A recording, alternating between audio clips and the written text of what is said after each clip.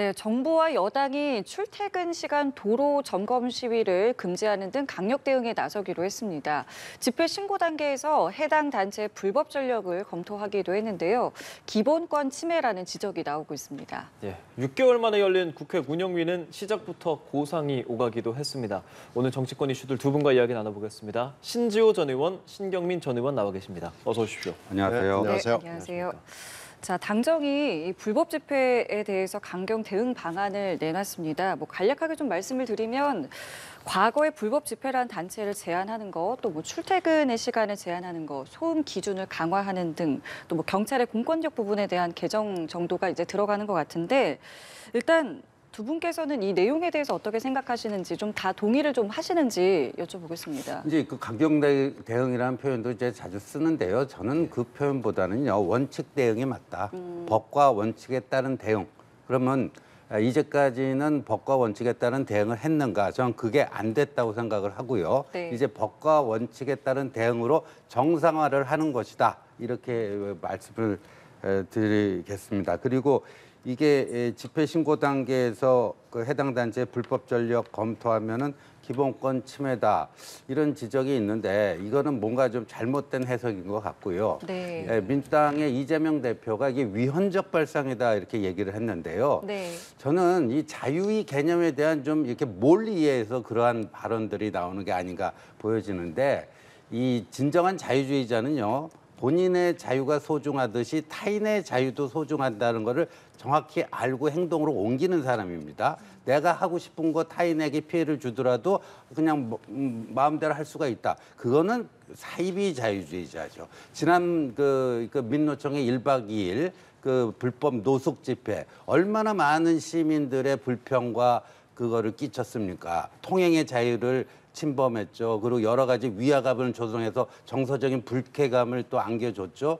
그런 것들이 집회 시위 자유라는 것 때문에 기본권으로 보호받아야 된다. 그거야말로 사이비 자유주의자다. 사이비 자유주의자나 할 수 있는 주장을 지금 제1야당의 대표가 하고 있는 거다. 이렇게 말씀드리겠습니다. 정상화 과정이라고 말씀을 해주셨는데요. 그 내용 좀 어떻게 들으셨어요? 이 논란요 한두 번이 아니고요. 계속 되풀이되는 겁니다.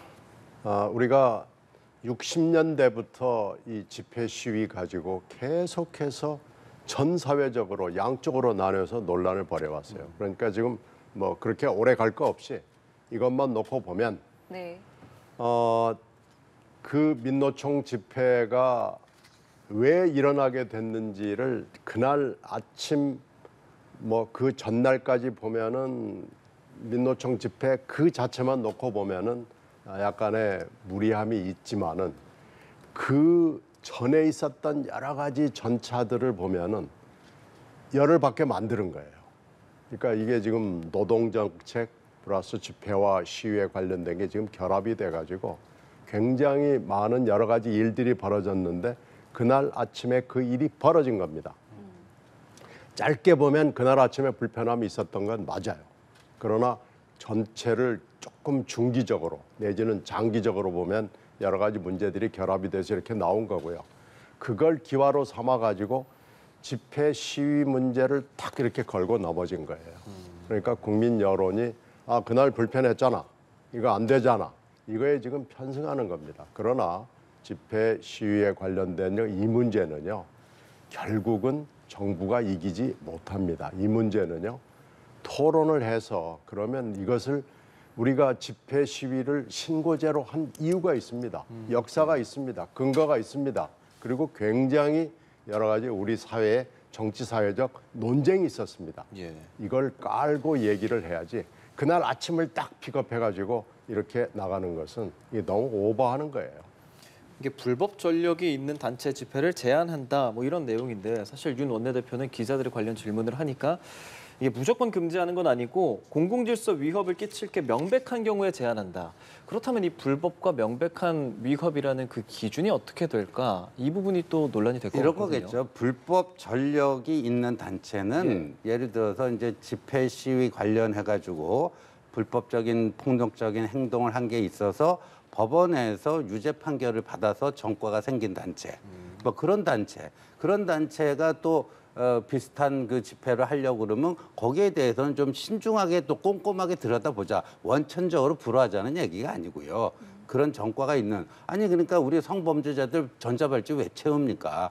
다 그렇게 그 경각심을 갖도록 하는 거 아니겠습니까? 근데 이렇게 불법 폭력을 휘두르고 나라를 위해서 좀 일하고 있는 그 경찰관들에게 무자비한 폭행을 가하고 이런 사람들이 과연 대한민국의 이 법치국가의 국민으로서 본인들의 집회 시의 자유를 얘기할 수가 있습니까? 그건 불법과 폭력의 자유를 허락해 달라. 이 나라가 법치국가임을 포기하라. 그런 것들 아니겠습니까? 그러니까 그런 전과가 있는 단체에 대해서는 어디다 어떻게 집회를 할지 또 그런 재발의 위험성은 없는지 좀 꼼꼼하게 살펴보겠다는 거죠. 원천적으로 차단하겠다는 것도 아닙니다. 이에 따라서 위헌 소지가 있을 게 없고요. 그다음에 제가 선진국의 사례를 몇 개 말씀드리겠는데 이 독일의 경우에는 일부 주에서요. 야간 몇 시 이후에는 아예 피아노를 못 치게 하는 주가 있습니다. 그 왜 그러겠어요? 피아노를 치면 이웃집에 소음 그 공해를 주기 때문에 그런 거 아니겠습니까? 미국의 일부 주에는요. 공휴일 아침에는요. 몇 시까지 좀 잔디 깎기 못하게 또 돼 있어요. 그렇게 좀 공휴일에는 좀 늦잠 자기도 하고 그런데 아침 일찍 그 잔디 깎는다고 그러면 그런 게 있습니다. 그러니까 이만큼 타인을 배려할 줄 아는 사람만이 진정한 자유주의자예요. 그런데 지금 이 민노총 말이 좋아서 민주노총이지 다 사람들이 이제 민폐노총이라고 부릅니다. 그런 사람들이 민주를 얘기할 자격이 있는가? 또 그런 민폐노총을 두둔하는 민주당의 민주는 도대체 뭐냐? 이걸 다 묻고 있는 거죠. 이게 사실상 집회 신고제가 아니라 허가제가 될 거다라는 비판에 대해서 여당에선 무조건 금지하는 게 아니라 위협이 명백할 경우에만 제한하는 거다라는 입장 말씀하시는 거거든요. 논란이 있으면 협의해 보자니까요. 그리고 현재도 데시벨 규제합니다. 예. 대낮에도 데시벨 규제가 있어가지고요. 대낮에 대로상에서 하는 집회에 대해서도 그게 지나가는 행인이나 거기 살고 있는 사람들, 상인들한테 피해를 줄 수 없게 돼 있습니다. 그러니까 이것도 협의해서 합의하고 제한을 줄 수는 있지만요. 이런 식으로 때는 잘 만났다, 이때다 그러면서 그냥 완전히 그러면 시행령으로 사실상의 허가제로 가자고 이렇게 달려드는 건 맞지 않고요. 선진국이라고 그러는 나라의 그 집회 시위의 그 규제는 대단합니다. 가령 폴리스 라인을 넘었으면은요, 그 사람이 하원 의원이건 상원 의원이건 톱스타건 조지 클루니 같은 사람 세계적인 톱스타잖아요. 미국 워싱턴에서 폴리스 라인을 넘어서 경찰한테 항의했다고 그래서 수갑 채워서 끌고 가요.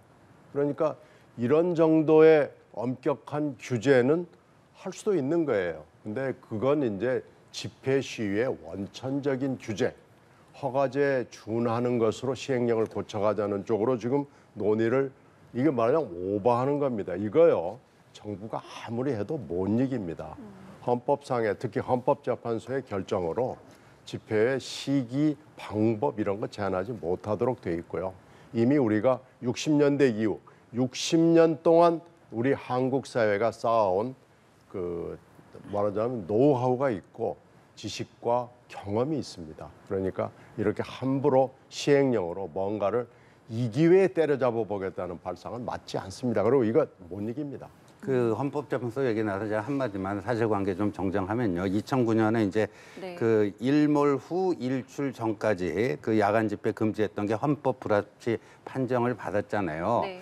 그런데 그 이후 국회가 이거 직무유기를 하고 있어요. 그걸 보완 입법을 해야 되는데 안 하고 있는 겁니다. 네. 그런데 예를 들어서 지금 정부 여당이 추진하려고 하는 게요. 무조건 야간 집회 금지하겠다는 게 아니고요.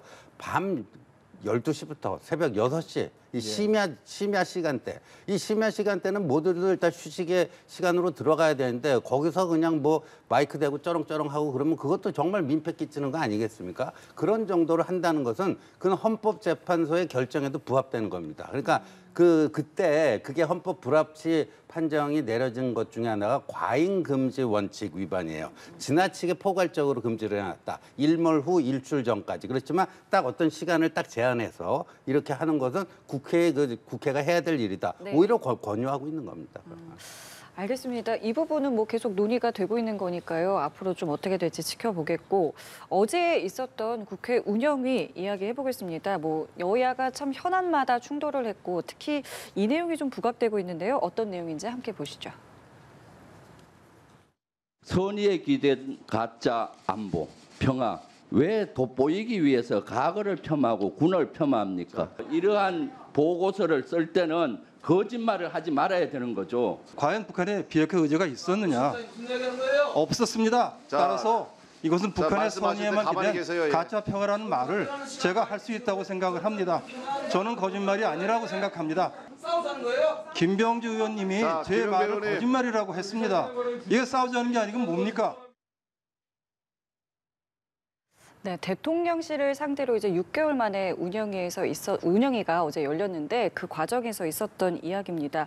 그러니까 이게 전반적으로 보면은 그러니까 선의에 기댄 가짜 안보라는 이제 표현을 한 것을 두고 거짓말이다라는 네. 이제 지적을 했더니 이제 조태용 실장이 이 거짓말이라는 지적에 가만히 있는 거는 이제 안 될 것 같다라고 해서 이제 네. 발언을 하다가 좀 고성이 나온 거거든요. 좀 어떻게 보셨습니까? 그러니까 이거는 이제 주관적 의견, 그러니까 주관적 평가, 자기 의견을 얘기하는 건데 그거는 뭐 참 거짓의 문제는 아니잖아요. 이게 팩트냐 가짜 뉴스냐 하는 문제는 아니라고 보거든요. 그러니까 문재인 정부의 그 대북 비핵화 정책. 근데 나중에 트럼프 그 당시 트럼프 미 대통령도 그 문재인 정부 고위급 인사들로부터 북한이 핵포기 의향이 있다 이렇게 전달받고 뭔가 자기가 한 건을 할 수 있겠다 해갖고 베트남에서도 만나고 저 싱가포르에서도 만나고 했는데 그게 하노이 노딜로 2019년 2월에 결국 끝나는 거 아닙니까?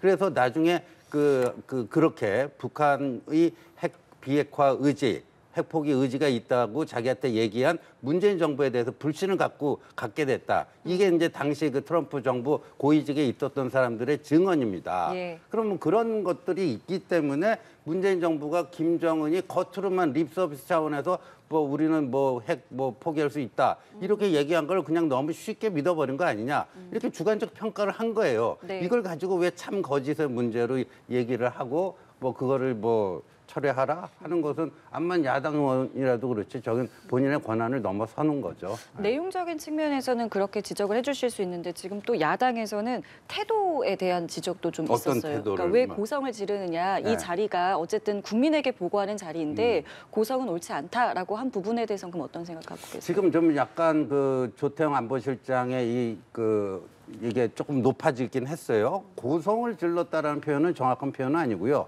이게 이제 좀 높아졌는데 네. 그러면 국회의원은 뭐 국무위원이나 뭐 정부 관계자들에 대해서 뭐 고성을 질러도 되고, 예, 정부 관계자들은 그러면 안 되고 뭐 갑질하겠다는 겁니까? 뭡니까 이거? 예. 예, 이게 업무 보고에서 한 발언을 개인 의견으로 보고 거짓말이라고 말하는 것이다. 뭐 이런 것에 대한 좀 논란인데 그렇게 볼 수 있겠습니까? 요즘 일단 단어가 너무 세요.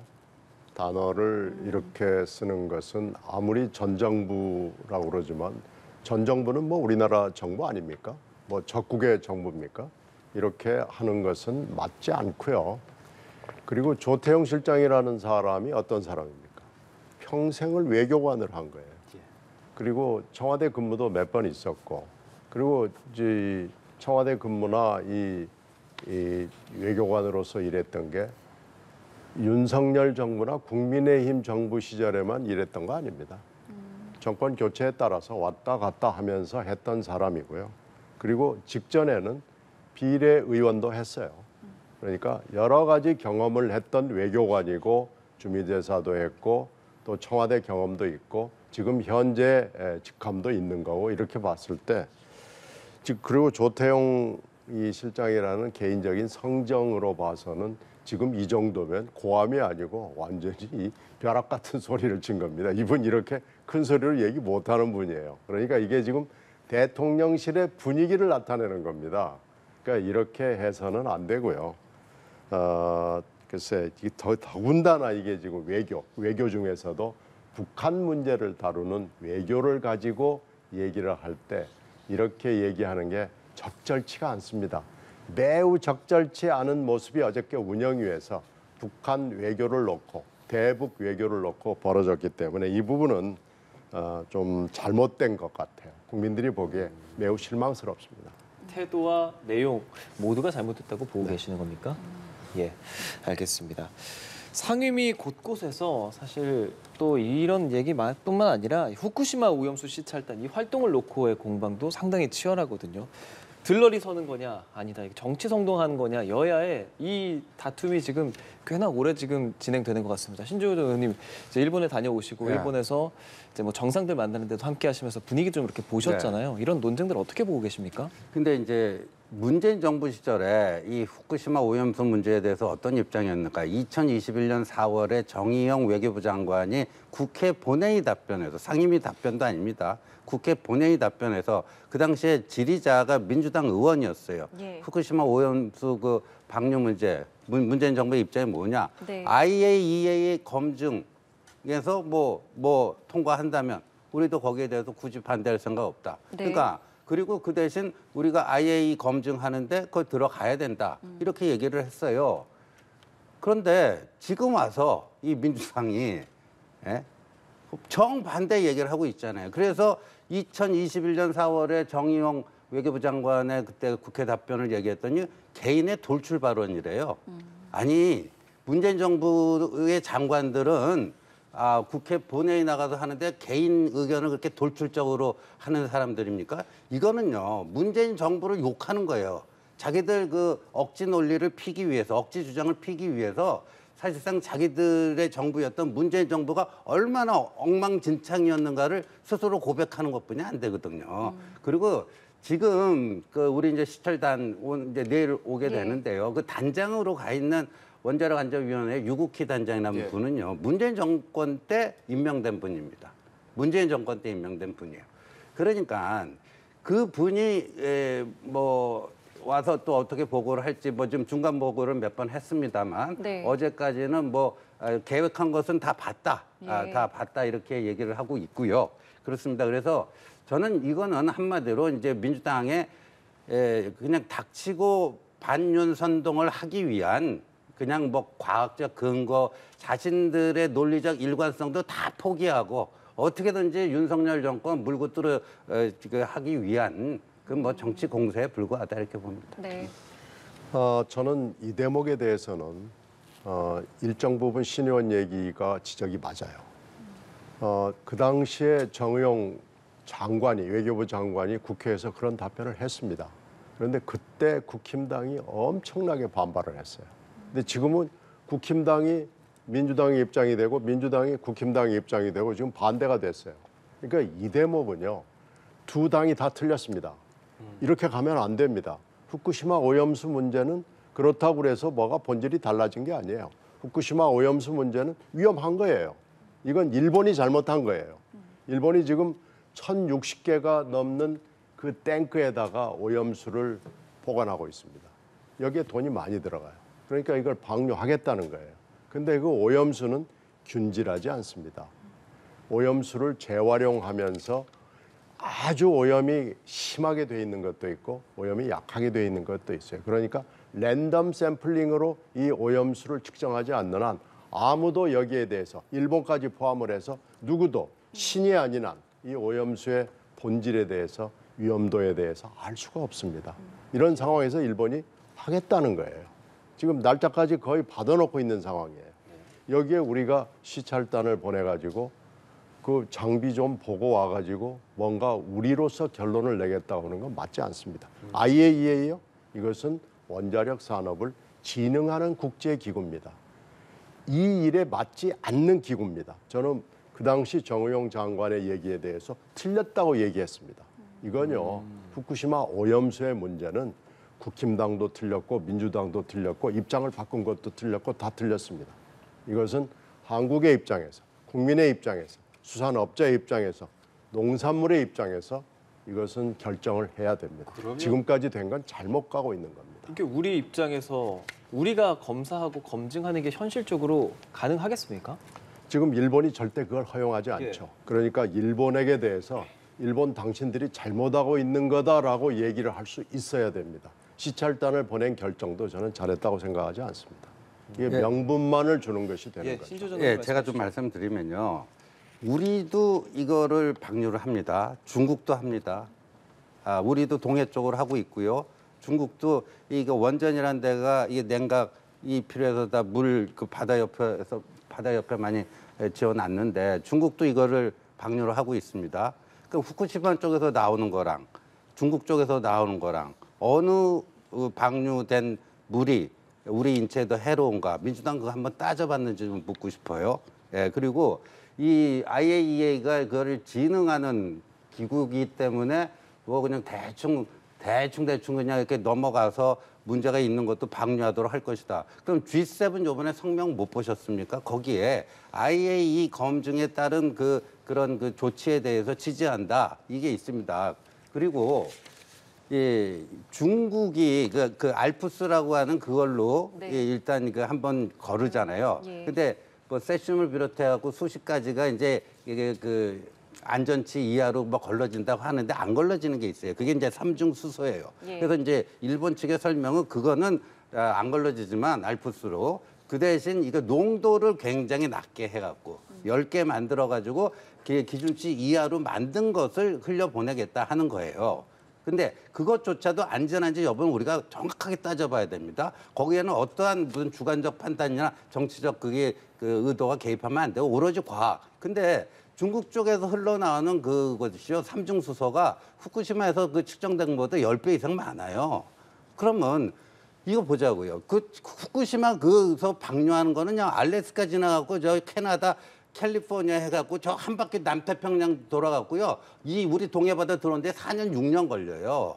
근데 중국 쪽에서 오는 건 바로 황해로 직방으로 오는 거 아닙니까? 민주당은 왜 중국 앞에서 한마디도 못해요? 예, 메토기 상황에 대해서 두 분 또 열띤게 말씀을 해주셨고요. 제가 한마디만 예. 하면 중국의 방류수와 이 후쿠시마 오염수가 같은 건지에 대해서는 아직 뭐 특별하게 지금 결론이 예. 없고요. 예. 저렇게 이렇게 같이 결론을 내는 것은 저는 맞지 않다고 보고요. 중국에 문제가 있다면 중국도 따져야 되겠죠. 중국에 대해서 한마디 못하는 민주당이라는 건 성립되지 않는 얘기고요. 그렇게 따지면 이 문제는 오염수 문제로 당파를 떠나서 정파를 떠나서 얘기하는 게 저는 맞다고 봅니다. 예, 시찰단 다녀와서 뭐 민주당에서는 청문회까지 요구하고 있는 상황이기 때문에 상황 좀 더 지켜봐야 할 것 같고요. 환노위에서는요. 노란봉투법 본회의 직회부 요구안이 가결이 됐습니다.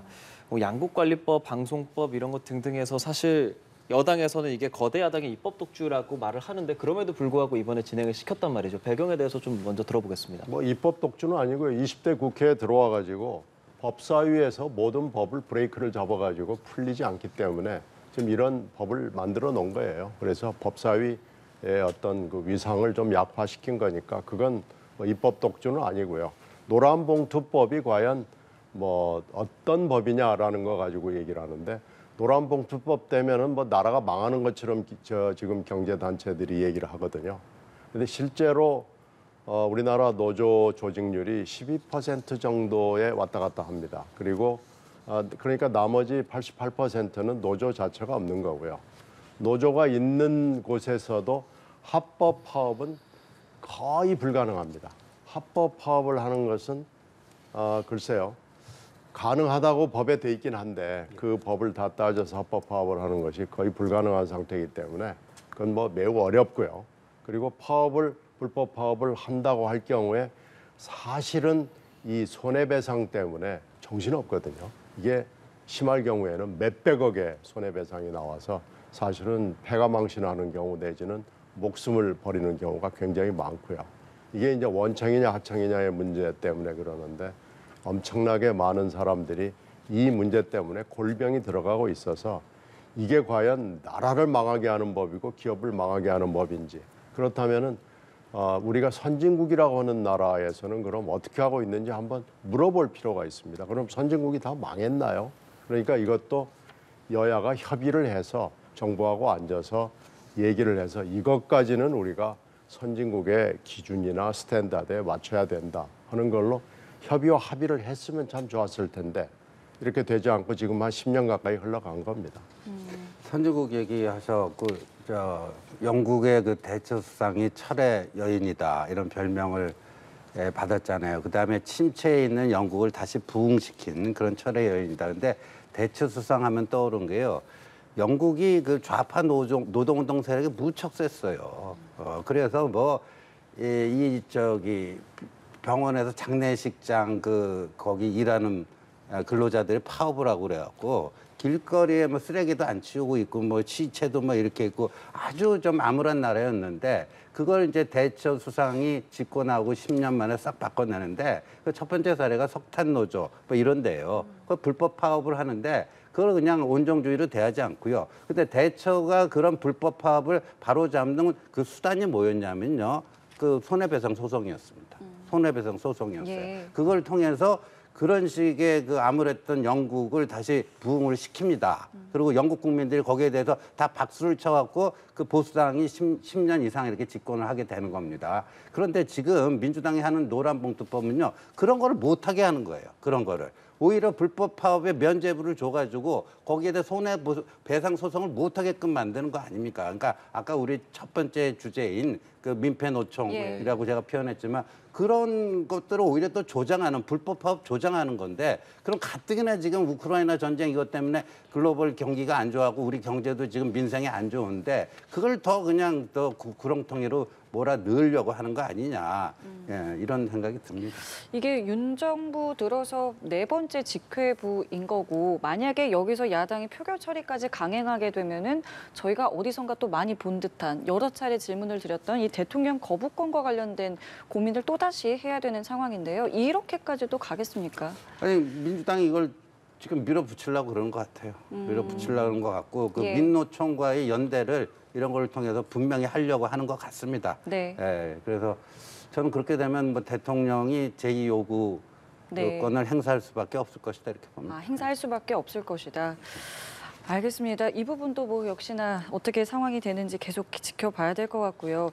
검찰이 민주당 윤관석, 이성만 의원에 대해서 구속영장을 청구했습니다. 이제는 체포 동의안에 대한 고민이 시작이 됐습니다. 민주당의 선택이 어떻게 될 것이냐, 이제 이 부분을 좀 지켜봐야 하는 것인데, 글쎄요, 민주당의 반응이 일단은 이전과는 조금 다르다라는 어떤 기류가 좀 포착이 되고 있는데 어떻게 좀 보고 계세요?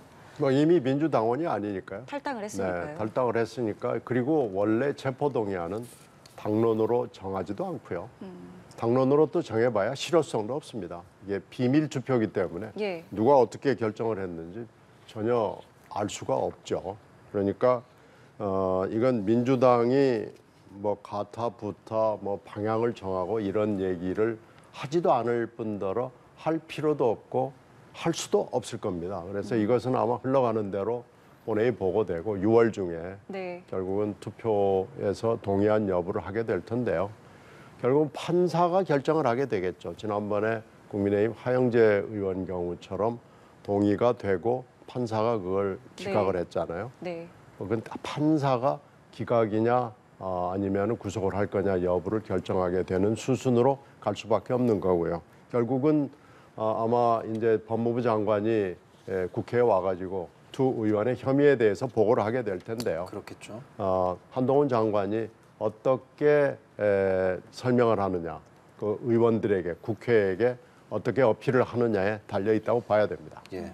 이재명 노웅래 의원 당시에는 이제 검찰을 향해서 굉장히 강한 비판의 메시지를 냈는데 이번에는 지금 별다른 입장을 내지 않고 있거든요. 그러니까 뭐 국민적 그 비난의 목소리가 어떤 거다, 민심이 그 어떤 거다 하는 거를 알기 때문에 그때처럼 하지 못하는 것 같은데 그래서 저도 이번에는 네. 그때처럼 이렇게 뭐 사실상 자유투표해놓고 분위기를 부결적으로 몰아가고 그래서 막 혹여라도 이게 부결이 되면요 민주당은 아마 헤어나기 힘든 상황으로 빠질 수 있을 것이다. 도덕적으로 완전히 마비가 된 도덕을 포기한 정당 네. 뭐 이렇게 되면서 뭐 당 전체가 엄청난 그 쓰나미에 휩쓸려 갈 수밖에 없을 것이다. 그래서 저는 이 가결될 가능성이 더 높다고 봅니다. 이번에는. 그렇다면은 네. 지금 어제 그 구속영장 청구할 때 혐의 내용 봤더니 이성만 의원의 경우에는 1,100만 원을 공여를 하고 300만 원을 또 받고 네. 뭐 이런 건데 노웅래 의원 경우에는 그 사업자로부터 6천만 원 뭐 받았다는 거 아닙니까? 예. 그거는 정치 탄압이니까 부결시켜주고 뭐 이거는 뭐니까 그러니까 이 도대체 민주당이라고 하는 공당 제일 야당의 그 기준점은 뭐냐 하는 또 논란이 뭐 나올 수밖에 없을 것 같습니다. 방탄국회에 대한 비판적인 여론이 있을 수 있다. 그리고 거기다 돈봉투 의혹뿐 아니라 뭐 코인 의혹 등등해서 민주당에 대한 비판적 여론이 있는 상황에서 이렇게 뭐 체포동의안까지 나오게 되기 때문에 어떤 눈치 때문에라도 이걸 부결시키기 어렵지 않겠느냐라는 관측도 있습니다. 이게 이제 끝이 아니거든요. 지금 검찰의 수사가 어떻게 어디로 진행이 될지 전혀 지금 짐작이 되지 않습니다. 지금 현재 뭐 10명, 20명에게 그 300만 원 정도의 돈을 건넸다라는 얘기가 돌아다니고 이 찌라시로는 뭐 의원들 이름이 엄청나게 많이 돌아다니거든요. 근데 이런 경우에 과연 모두 다 구속영장을 청구할 수 있느냐라는 건 또 논란의 여지가 있어요. 어떻게 될지 검찰이 결정을 하게 되겠죠. 그럼에도 불구하고 하여튼 어찌됐든지 간에 검찰 수사의 방향을 전혀 알 수 없는 상황이고 또 하나는 송영길 전 대표가 이제 곧 검찰에 출두하게 될 거고요. 네. 이거하고 별도로 또 김남국 의원 건이 있는데 이것도 수사의 범위가 어떻게 될지 전혀 짐작을 할 수 없는 상황이기 때문에 이 면책 특권 문제, 체포 동의안 문제에 대해서 어떤 입장을 가져야 되느냐 하는 것이 굉장히 고통스러운 결정입니다. 그래서 이렇게 다수가 될 경우에는 사실은 원칙은 거의 면책 특권을 내려놓는 방향으로 가는 수밖에 없고 결국은 판사의 그 결정에 따라갈 수밖에 없는 그런 형국으로 지금 가고 있습니다. 그래서 민주당으로서 매우 지금 고통스러운 결정을 해야 됩니다. 이런 민주당 내부에서는 뭐 여러 가지 이제 뭐 방안들을 조금 목소리를 내고 있는 상황인데 그 가운데 하나가 이제 이 당원들에 대한 부분인 것 같아요. 비명계에서는 강성 당원과 좀 결별을 해야 된다라고 이야기를 하고 있고 실제로 이원욱 의원 같은 경우에는 이제 강성 당원이 욕설 문자를 보냈다라고 했는데 이게 이제 알고 보니까 당원은 아니었던 걸로 좀 밝혀졌는데. 이재명 대표가 어제 이제 온라인에서 이제 유튜브에서 굉장히 좀 강하게 발언을 했고요. 지금 이재명 대표의 어떤 발언들의 어떤 뭐랄까요 흐름을 좀 보면은 당원의 어떤 권한을 좀 더 강화하려는 그런 움직임이 좀 보이고 있어서 보이죠. 내부에서 그렇죠. 이 안에서의 지금 움직임이 당원을 바라보는 시선을 좀 어떻게 정리해야 일단 될까요? 큰 흐름으로 봐서는요. 예. 지난 14일 혁신의총에서의 결의사항이 혁신위원회를 만들자는 겁니다. 그렇죠. 그러니까 그 혁신위원회를 지금 만들자는 그 움직임 자체가 형성이 되고 있지 않아요. 그리고 혁신위가 되면은 그 혁신위가 누가 되느냐도 중요하고 또 어떤 권한을 갖느냐도 굉장히 중요하거든요. 네. 그러니까 혁신위의 권한 문제를 놓고 친명과 비명 간의 생각이 좀 다릅니다. 네. 비명 쪽은 혁신위가 당 대표에 준하는 권한을 가져야 된다라고 얘기를 하는 거죠. 그게 네. 이제 문재인 대표 당시에 김혁신위가 그 당시에 그런 일을 했습니다. 네. 그래서 그 당시에 당원 80조를 만들어냈거든요. 그러니까 그런 정도의 각오를 가져야 된다. 그러니까 당 대표가 그 당시 문재인 당 대표가 나를 밟고 가라고 얘기를 했거든요. 그러니까 이런 혁신위를 요구를 하는데 할 거냐 말 거냐가 지금 이재명 대표에게 달려 있습니다. 그런데 지금 그 어저께 있었던 여러 가지 그 강성 당원에 대한 얘기는 사실 당 주변에는 당원이 아닌데도 당원보다 더 강경한 사람들이 꽤 있거든요. 지금 아마 그런 사람이었던 것 같아요. 네. 그런데 지금 이것이 당원이 아니라는 걸 가지고 이재명 대표가 봐라 당원이 아닌데 무슨 소리 하는 거냐고 받아치는 건데 이거 하나만을 가지고 얘기해서는 안 되고요. 당 대표는 크게 봐야죠. 당의 진로를 봐야 되고요. 예, 이걸 어떻게 처리할 것이냐를 네. 큰 눈으로 보고 해야죠. 봐라 이거 아니지 않냐, 당원 아니지 않냐 이렇게 하는 것은 좀 좁은 시각으로 보입니다. 말씀하신 이 혁신 기구에 지금 누구에게 줄 것이냐, 권한은 어떻게 할 것이냐, 또 뭐를 할 것이냐. 뭐 오늘 일단은 얘기를 한다고 하는데 좀 정리가 쉽게 될 것 같지는 않다는 생각이 들고요. 아니 뭐 제가 뭐 민주당 사정 잘 모르기는 한데요. 예. 그러니까 뭐 이렇게 보니까 좀 양론이 있는 것 같아요. 그러니까 혁신위를 사실상 뭐 윤건영 의원 같은 경우에 전권을 줘서 네. 거기서 모든 혁신을 주도하도록 하자. 뭐 이런 그러니까 아마도 그 2015년 말 2016년 초 그 문재인 민주당 대표가 물러나고 김종인 비대위를 만들어서 거기 정권을 준 것처럼 네. 뭐 그런 식의 모델을 생각하는 것 같고 뭐 이재명 대표가 그걸 허용할 리는 없을 것 같고요 보니까 그래서 앞으로 그 혁신이 그리고 또 지금 뭐 대의원 제도를 없애느냐 마느냐, 네네. 예, 뭐 그거 가지고 또 엄청난 논란이 있을 것 같고, 그래서 저희들은 옆에서 예의주시하고 있겠습니다. 그 기존에 장경태 최고위원이 이제 맡았던 혁신위원회는 또 어떤 차별점을 둘 것인가 이 부분도 좀 관심이 있어요. 그 혁신위는 이재명 대표가 뭐 임명을 한 혁신이기 때문에 예, 여기서 예. 그거하고는 전혀 관련이 없는 거고요. 예, 예. 혁신의총에서 혁신위는 굉장히 큰 혁신이죠. 그러니까 그러면은- 2015년, 16년도에 네. 문재인 당대표 당시 혁신위를 할 거냐 말 거냐의 결정을 해야 됩니다. 그 권한에 대해서 이재명 대표가 절대 양보하지 않을 거라고 신 의원님 말씀하셨는데 그러면은 혁신위원장을 누가 하려고 하겠어요? 혁신위원장은 어차피 당 외에서 예. 모셔와야 될 거인데 그런 권한도 없이 와가지고 간판 혁신위원장을 하려고 할 분이 대한민국에 존재할까요? 저는 존재하지 않는다고 봅니다. 근데 이원욱 의원이 그런 문자를 공개하면서 사실 했던 말이 이런 걸 보고도 강성 팬덤이랑 단절 안 하냐 이런 얘기들을 하면서 이게 시작이 된 거잖아요. 네. 좀 앞으로 가봐서 이런 당내의 대표에 대한 의견이 나오는 그 부분에 대한 해소가 없이 과연 이것들이 잘 풀어갈 수 있을까에 대한 생각도 들거든요. 그러니까요. 이렇게 되면은 결국은 강경 당원들, 개딸이라고 지칭되는 강경 강원들이 가만히 있지 않을 거고 이렇게 되면 또 이재명 대표가 그거에 편승을 하면 혁신위는 사실 물 건너간다고 봐야 되겠죠. 그럼 이재명 대표가 어떻게 해야 조금 더 이제 당내의 많은 의견들을 함께 좀 안고 갈 수 있을까요? 방법은 딱 하나입니다. 나를 포함해서 당의 모든 걸 바꿔달라. 나를 밟아도 좋고 나를 공중분해해도 좋으니까 네. 이 당과 나를 포함해서 이 당을 바꿔달라. 국민들 곁으로 갈 수 있는 정당으로 만들어달라. 이런 혁신위를 주문해야죠. 네, 알겠습니다. 이 부분 오늘 좀 논의가 된다고 하니까요. 어떤 결론이 나오는지 나오면 또 말씀드리겠습니다. 지금까지 신지호 전 의원, 신경민 전 의원과 함께했습니다. 두 분 고맙습니다. 오늘 말씀 잘 들었습니다.